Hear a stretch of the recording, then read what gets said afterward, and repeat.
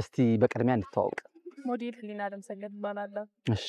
ሞዴል ያኔ ይባላል አሁን ቆንጆ ቦታ ላይ እንገኛለንና ቁንጅናና ሞዴሊንግ